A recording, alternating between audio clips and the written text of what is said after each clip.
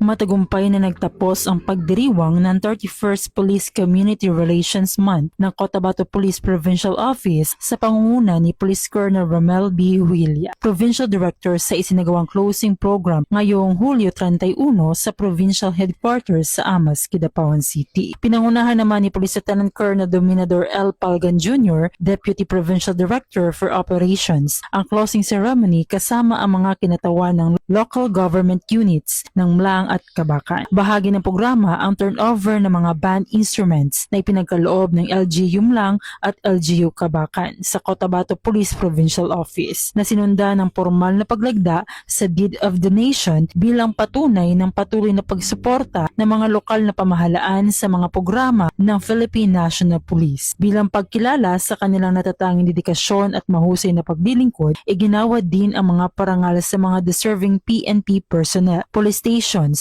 at iba pang individual at unit na nagpakita ng kahusayan sa pagpapatupad ng mga programa sa ilalim ng Police Community Relations. Higit sa lahat, naging tampok sa pagdiriwang ngayong taon ang matagumpay na pagsasagawa ng Purok Leader Summit 2026 sa lahat ng mga munisipalidad at lungsod ng lalawigan ng Cotabato. Layunin nitong higit pang palakasin ang ugnayan at pagtutulungan ng mga purok leaders, kapulisan, lokal na pamahalaan at iba pang sektor ng komunidad upang mapatatag ang kapayapaan, kaayusan at kaligtasan sa bawat barangay. Sa pamamagitan ng summit, nagkaroon ng makabuluhang talakayan, pagpapalitan ng mga karanasan at pagbabahagi ng mga epektibong estratehiya sa crime prevention, community engagement at maagap na pagtugon sa mga suliraning kinaharap ng bawat komunidad. Pinagtibay rin ito ang mahalagang papel ng mga purok leaders bilang pangunahing katuwang ng Philippine National Police sa pagpapanatili ng kaayusan at pagpapaigting ng police-community partnership. Ipinamalas ng isang buwang pagdiriwang ng 31st Police Community Relations Month na ang tunay